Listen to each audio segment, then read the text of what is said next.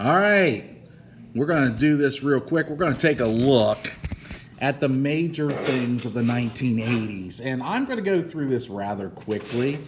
If you need to pause and stop and look at things, please feel free to do so. But we're going to take a look at the major issues and the major themes of the 1980s other than the Cold War. Okay, that we talked about the Cold War, and we're still going to talk about it some here. But when I get to a Cold War issue, if it's something I already talked about in the Cold War unit, I'm going to kind of allude to it and move on. So if there's something like, oh, what do you mean the Soviet Union fell apart? Well, you need to go back to the lesson that we had on that before.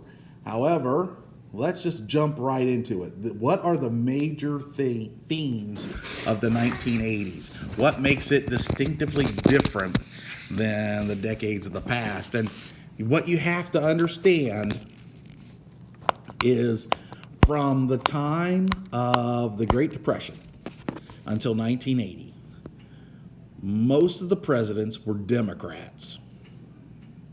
32 of the 48 years before. And Dwight Eisenhower, even though he was a Republican, was not what I would call a far right Republican. He was a very moderate Republican. He was basically a war hero that served at a time when America was a little bit conservative, needed to take a pause, a breath after World War II. But for the most part, all the presidents between the Great Depression, including the Republican ones, I want to add, all the presidents between the Great Depression and 1980 actively expanded the role of the presidency and government spending. Examples: FDR with the New Deal, Harry Truman with the Fair Deal, Dwight Eisenhower with the interstate commerce and creating the interstate system, JFK with the New Frontier, Lyndon B. Johnson with the Great Society and the War on Poverty, Jimmy Carter and many of his environmental programs, even Richard Nixon, when we're talking about foreign affairs, was spending more money and expanding the role of the federal government. So by the time 1980 rolls around, there's a large group of people who are tired of seeing all this. And historically, they haven't been on the same side until about the late 70s, early 80s. Namely, you had the church and you had business. And if you think about church, you think often there are verses in the Bible that money is the root of all evil and that kind of stuff. But what eventually happened in the 1980s was fiscal conservatives and moral conservatives found common ground that the Republicans could use for an economic platform to win the election of 1980. So a lot of the moral conservative was they felt like the First Amendment was being misinterpreted. Now, this is from a conservative point of view, but you've often heard separation of church and state. A liberal would read the First Amendment of the Constitution and say that it enforces a separation of church and state. A conservative would read that and say, not so fast, and then let me explain. The First Amendment actually says Congress shall make no law respecting an establishment of religion or prohibiting the free exercise thereof. And from the conservative point of view, They felt that the federal government was prohibiting the free exercise of religious rights by not allowing, for example, prayer in school. And so this was a major issue in the 1980s, late 70s, early 80s, that was leading to the election of 1980. At the same time, the economy is awful. And, you know, the United States is in a malaise, as mentioned in Jimmy Carter's malaise speech. And so this conservative movement is gaining traction. Now, the moral conservative leaders were Pat Robertson, Jerry Falwell, and many other Christian groups. They called themselves the moral majority. And their main goals were to shrink the size of the federal government and reduce spending, promote what they felt were family values and patriotic ideals, promote the traditional family again, stimulate businesses by reducing government regulations and lowering taxes, and strengthening the national defense against communism, especially the Soviet Union. This all would coalesce into the election of 1980, and Ronald Reagan would choose George Bush as vice president. And in 1980, the election itself was fairly close if we went with the popular vote. Reagan won 51% of the popular vote. Now, initially, when you look at that, you think, well, Jimmy Carter got 49. No, there are third-party candidates like Ralph Nader and those, and Carter, I believe, had something like 42% of the popular vote, and the rest of the vote went to third-party candidates. But long story short, Reagan was great at one-liners and debates. And one of his great one-liners was, the recession is when your neighbor loses his job. Depression is when you lose yours. Recovery is when Jimmy Carter loses his. Because of his one-liners in debate and the way that he was able to convey his ideas in simple, clear language, he was called the great communicator. And one of the reasons he was able to communicate so well with the American public was he had a career before politics. Namely, he was an actor. Now, he was a good actor, but he wasn't the best actor in Hollywood. He wasn't at the Charleston Heston level, but he was at the high respected actor in Hollywood. And he stepped away from acting to go into politics. And he became very popular as governor of California in the 1970s, and he continued until he won the election of 1980. It was an electoral landslide, but not a popular vote landslide. He did win the vast majority of states. As president, he instituted his economic policy known as Reaganomics, and this was basically what the conservative coalition was pushing for. Budget cuts to the federal government, getting rid of waste spending, tax cuts to businesses, and an increase in spending on national defense. As soon as he took over as president, President Reagan worked to reduce the size and influence of the federal government. Well, let's take a look at these three things. First, budget cuts. President Reagan made generally 10% budget cuts across the board on a lot of social programs. Medicaid, welfare, food stamps, school lunches, student loans. However, he didn't touch the sacred cows. And what are the sacred cows? Social Security, Medicare, and veterans pension. These are often called the sacred cows of the federal government because if you know anything about Hinduism, a cow is sacred and you don't touch it. Well, if you want to lose an election, say you're cutting Social Security, older people vote. Like it or not, older people vote a lot more than younger people. And if you cut older people's benefits that they've earned through their lifetime, they tend to vote you out of office. And Reagan realized that and did not touch Social Security. Reaganomics was based on the theory of supply side economics. So it worked like this. Okay, if businesses are paying less in taxes, they're going to ask for fewer loans from banks. So banks need to make their money. So where are banks going to get their money from? Well, they have to give loans to somebody.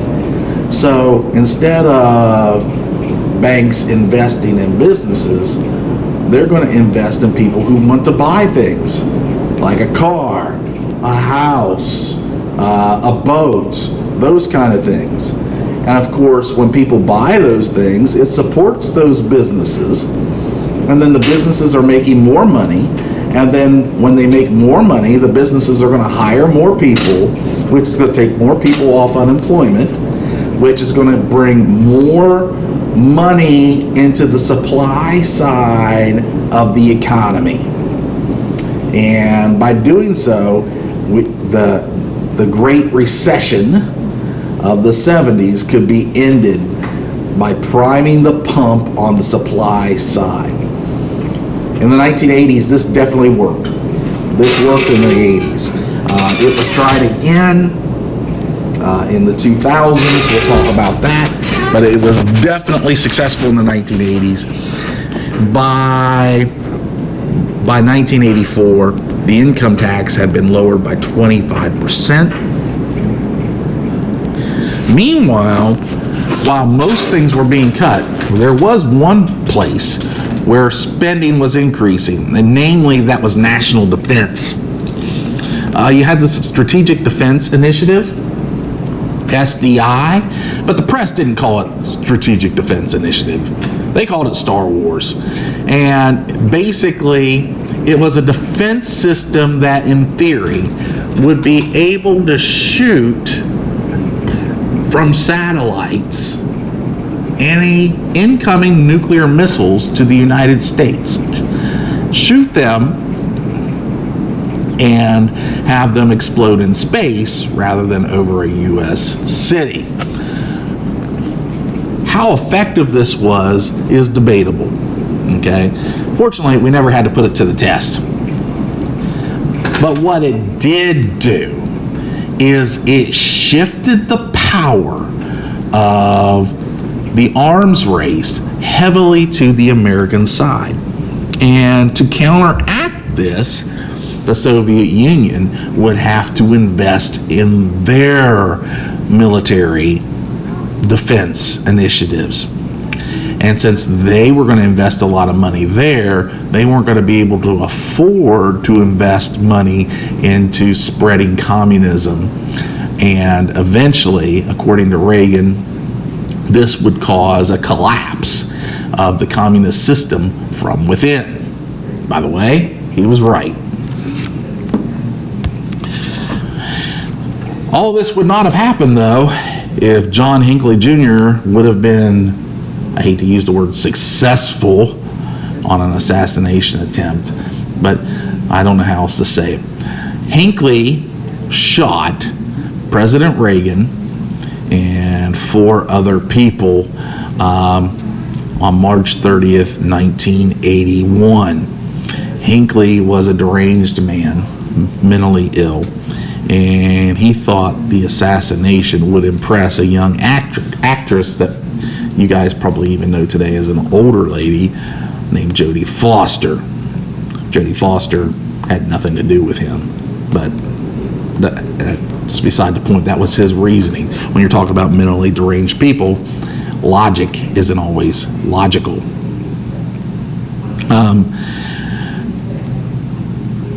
Miraculously, Reagan and his surrounding people survived the shooting. And the way that Reagan handled the assassination won over a lot of people who were on the fence on Reagan. There were people who were definitely against Ronald Reagan. There were people that were definitely for him. And then in the middle, you had people that were like, they were watching him and they go, I don't know about this guy. He seems like a good guy, but, there's some things about him I don't like. And the way he handled the assassination attempt on him won over a lot of people. Again, his quick wit really won people over. Like, for example, as he was being wheeled into surgery, he looked at his wife and he quipped, "Honey, I forgot to duck." Okay?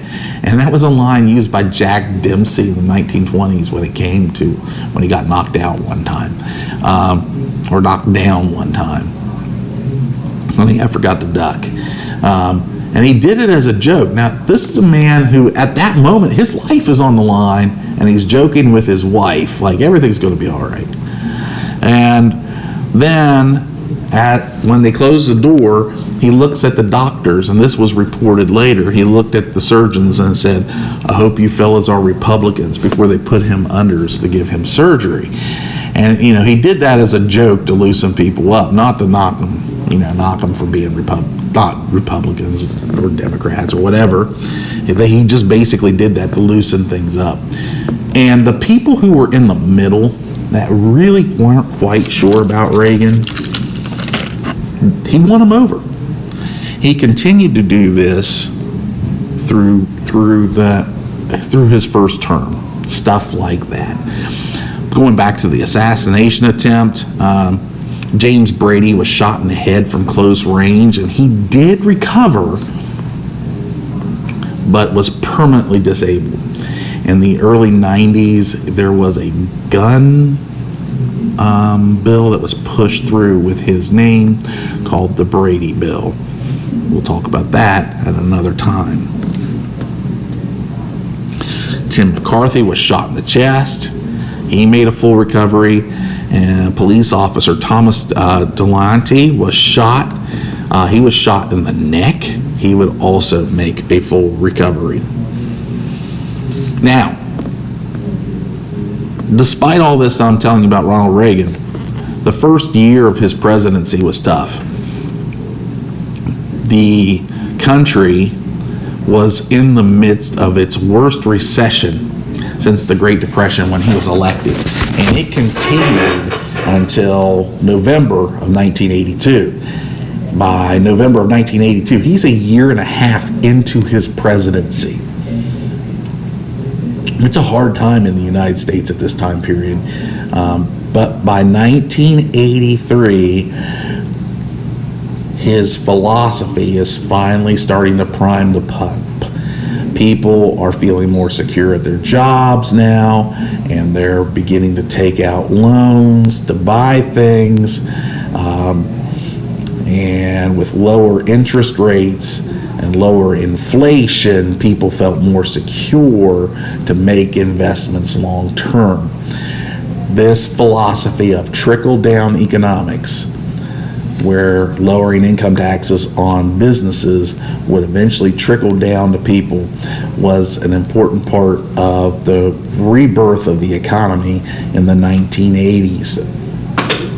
However, a side effect of that was the national debt doubled during Ronald Reagan's administration.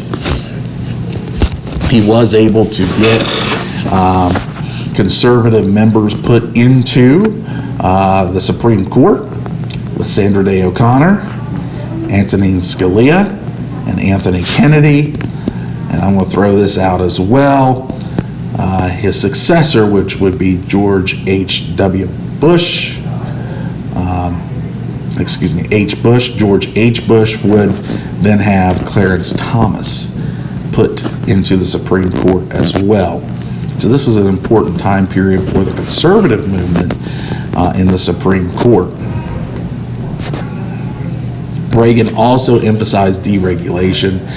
A lot of the EPA regulations were slashed, allowing, for example, the timber industry to go and cut in areas they weren't able to cut before, allowed the oil industry domestically here at home to drill in places they hadn't been allowed to drill, like, for example, off-coast drilling.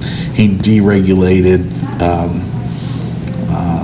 the loan industry to allow banks to give loans to people with jobs, and he deregulated the airlines, allowing competition and lower prices for consumers, which of course then led to more people traveling on vacation, and the economic pump is primed. By 1984, when the election comes around, simply put, Reagan is running against Walter Mondale. Walter Mondale's vice president candidate was Geraldine Ferraro. She was the first woman for a major political party to be on the presidential ticket. And even though she did not win, she was a glass ceiling breaker, so to speak. By the way, right now we have our first female vice president with Kamala Harris. But in the election of 1984, it was not to be. Ronald Reagan would win in a monumental landslide over Walter Mondale. I remember that election as a kid, and I remember thinking, man, I had to stay up till 11 o'clock to find out who the president would be. Boy, now I would love to know who the president is at 11 o'clock on election night now. The last few elections have been very tightly contested, and we didn't know for days who actually won. All right, there were a lot of social issues in the 1980s. I'm going to go through them very quickly. The first one was the HIV virus. The HIV virus really hit the scene in the 1980s, and in the 1980s, there is no treatment for the HIV virus either. Not only can it not be cured, which it can't even be cured today, but it can't even be treated in the 1980s. So basically, if you got HIV, it was a death sentence. And this was a growing concern in the United States, and dealing with the AIDS epidemic was one of the major themes in the news during this time period. By 1990, a famous sports star, Magic Johnson, would contract the HIV virus, and he is still alive today, and he benefits from something that commonly is referred to as the drug cocktail. Supposedly there's a certain mixture of drugs that you can take that, and I'm not a medical expert. I didn't mean to say supposedly. I just don't understand how to explain it. But these medicines can basically put the HIV virus in remission. Now, it is not a cure. It just simply stalls the HIV virus. So once you get the HIV virus, you have it for life, and you have to take these medicines for life. But in the 1980s, we didn't know that. It wasn't until the early 90s that we began to discover that kind of stuff. And so in the 1980s, you got HIV, it was a death sentence. I mean, it was a big deal in the news. Another news story was the pro-life versus pro-choice issue. Basically, people who were pro-choice wanted abortion to be made legal. People who were pro-life wanted abortion to be illegal. And remember, Reagan won the presidency with the conservative coalition. So the Republicans are going to push, since 1980, for abortion to be more regulated and even abolished. Meanwhile, the Democrats, since 1980, they're going to push for the ruling of Roe versus Wade in 1973 to be expanded.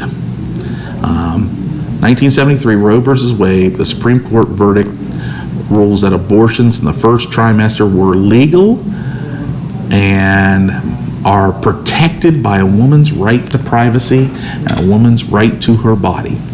That was the ruling of the 1973 Roe versus Wade Supreme Court ruling. That is still the law of the land today. The counter side of that was with the court ruling of July 1989, Webster versus Reproductive Health Care Services, that states that states did have the right to impose restrictions on abortion, and if I'm remembering right, it was during the third trimester, which is the last 3 months of pregnancy. Since the 1980s, there have been other court cases as well, and the court cases have swung back and forth from left to right through the years. But the important thing to understand is this is still a major issue today. I know that this can be a hot button topic. I'm not telling you what to believe in this particular discussion, but it is important to understand that this was a major hot button topic in the news in the 1980s. Also, another major topic in the 1980s was drugs and the war on drugs. By the way, don't declare war on a noun, you always lose. But that's beside the point. War on poverty, war on drugs, get the point. Anyway, this led to the Just Say No campaign. You saw commercials in the 1980s saying just say no, just say no, just say no. It was a semi-effective campaign, I would say, but as drug use of casual drugs was reduced. However, the hardcore drug use did actually increase during the 1980s with the use of drugs like heroin and cocaine.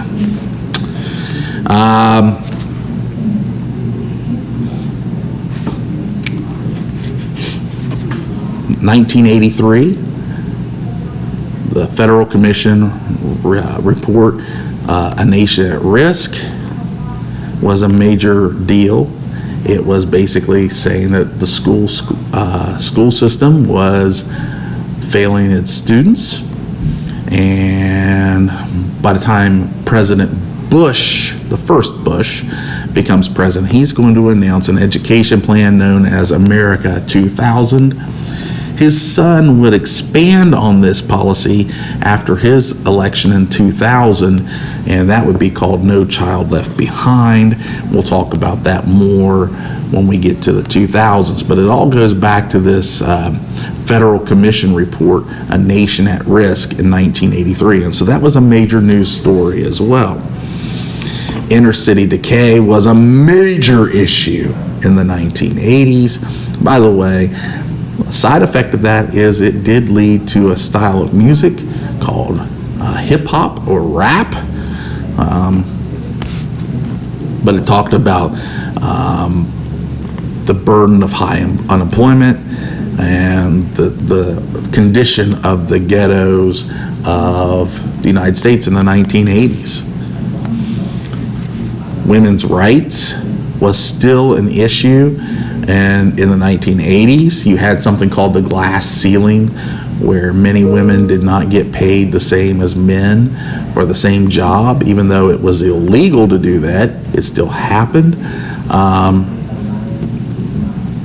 But many women broke through the glass ceiling in the 1980s when we talk about politics.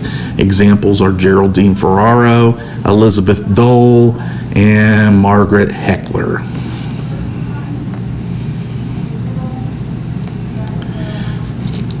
Just a quick mention, Reverend Jesse Jackson ran in the Democratic primary in '84 and '88, And I forget which one he finished second and which one he finished third. I'm going to be honest there. I can't remember. I know he finished second in either 84 or in 88, and he finished third in the other one. But that was the highest that an African American had finished in any primary in U.S. history up until Barack Obama, who would become president in 2008. Major events of the 1980s. You had the Space Shuttle Challenger explosion. This was a big deal here in Wood County because the woman that was the backup for Krista McAuliffe. Krista McAuliffe was a school teacher, and if I'm remembering right, she was from New Hampshire, and she had won this national contest to be the first teacher in space. Now, the backup, the woman that finished second, was a school teacher here in Wood County. And that's going to have a major thing to talk about when we talk about the early 90s at the end of this week. Just hold on that. But long story short, McAuliffe was on the Space Shuttle Challenger. And I remember this was a cold day here. We got a lot of snow, and I was at home. I loved watching the Space Shuttle launches on CNN. It was just a thing that I had. I didn't always watch the news. I'll tell you the truth, I liked the news a little bit, but too much of it, I was just like you guys as kids, too much of it drove me nuts. But I loved watching the Space Shuttle launches. It was something that I was really into. And a couple years before, I had been to Cape Canaveral and got to visit as a kid. Didn't see a launch, but I got to go. And so when the Space Shuttle was being launched, I was watching. And also, it was most people here in Wood County was watching because if Krista McAuliffe couldn't have gone, her backup was this school teacher from Wood County. So you would see glimpses of her on television on that day. And we were all kind of, at the time, we were kind of hoping, well, maybe Miss Krista McAuliffe is going to be sick and she'll get to go.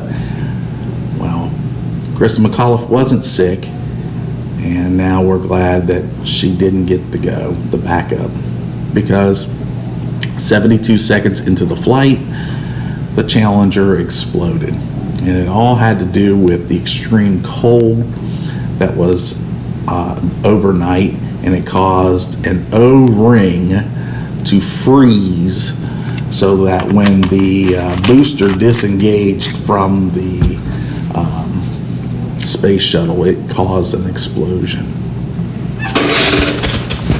We're going to go backwards in time to 1980, May 18th. That was a Sunday morning at 8:32. Mount St. Helens explodes. Nearly 230 square miles of forest was blown over and left dead. The mushroom cloud literally blew miles into the air, and the eruption lasted 9 hours. But here's something I remember personally from that. It wasn't May 18th. It was May 19th, my memory. You got to understand that cloud that was blown into the air, it takes time to blow across the United States.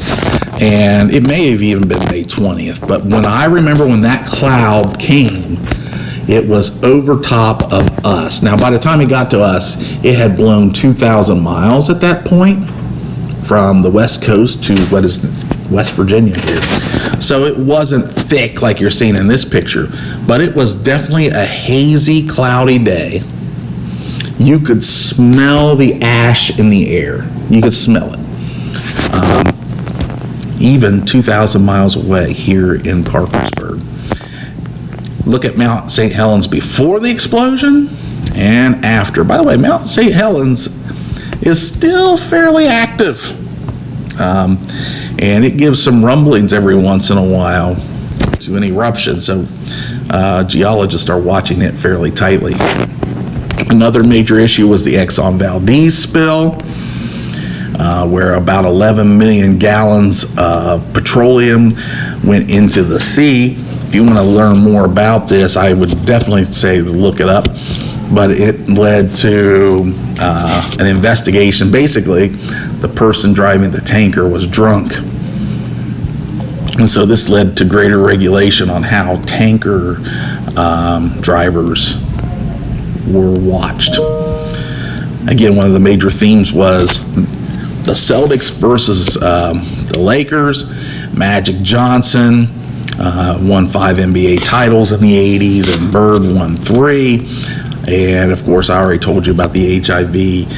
Magic Johnson had to retire in 1990 due to the contracting the HIV virus. The personal computer. It's hard for us to even envision a world without computers, guys. I remember seeing the first personal computer. I was just a little kid, but I remember seeing it. I remember the first time my school had a computer. The library had one computer, and if we were really good, we got to play on the computer a couple minutes as a class. Today, you guys are like, what? Yeah. Reagan's success in 80 and 84 led to his vice president to easily win the election of 1988. Vice President Bush won the election with the famous quote, "Read my lips, no new taxes." Then when he was elected, he put in new taxes, but that's beside the point. The Berlin Wall was a major story.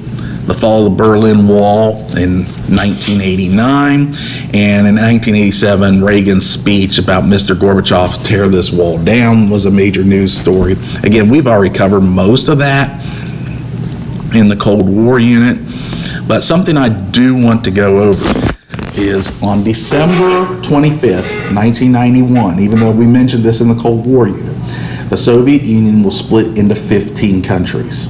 Now, before, I didn't make you memorize all 15 countries.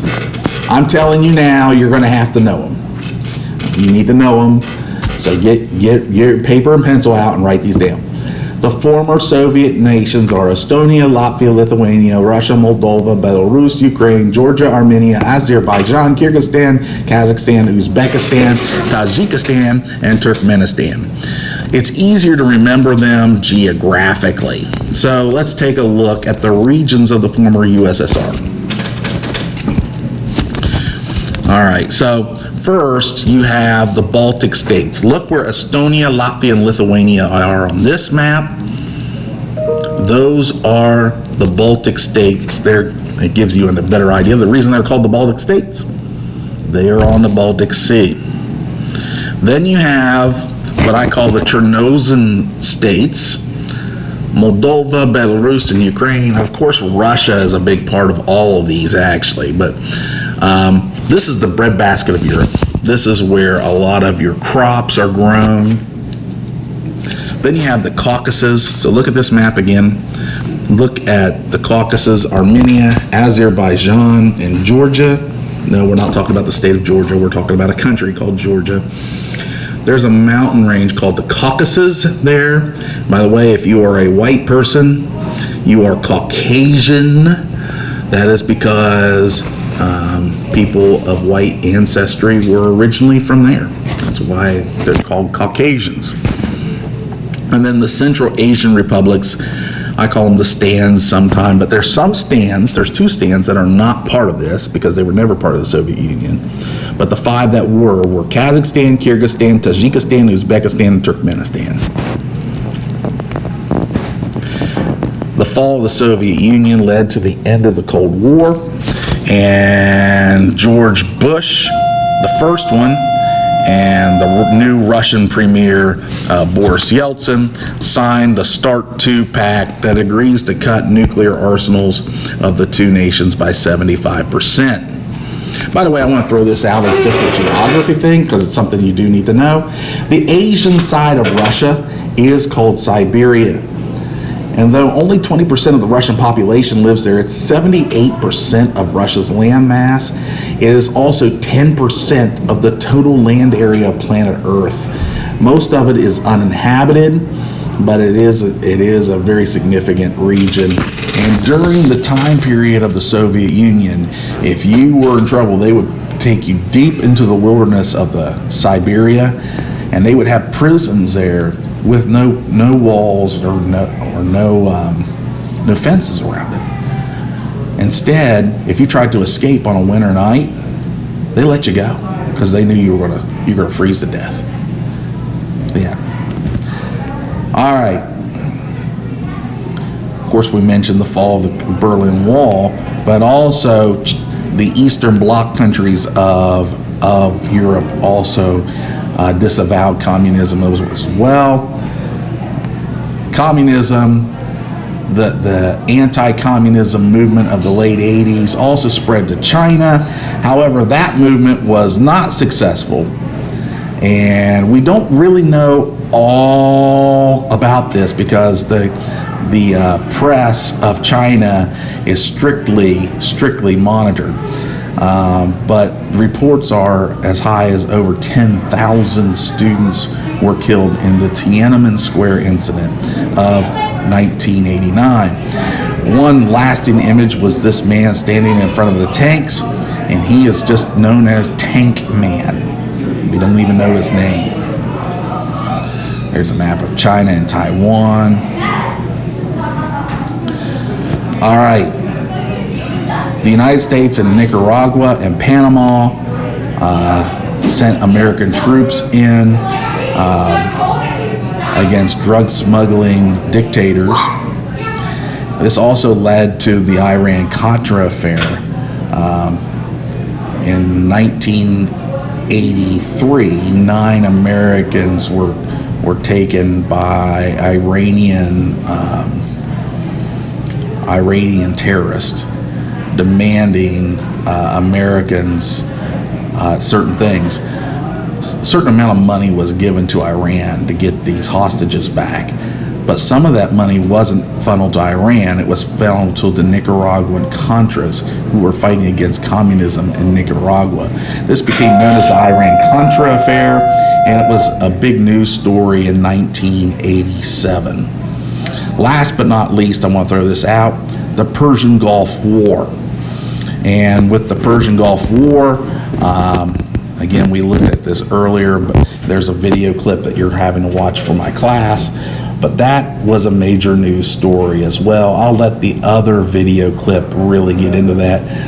But Saddam Hussein was the leader of Iraq during that time period, who had his troops invade Kuwait. The United States, we sent our troops over to fight the first Persian Gulf War. Even though we won this war would draw America into Iraq for the next 30 years. All right, guys, I know that's a long video, but you guys have a wonderful day and take care.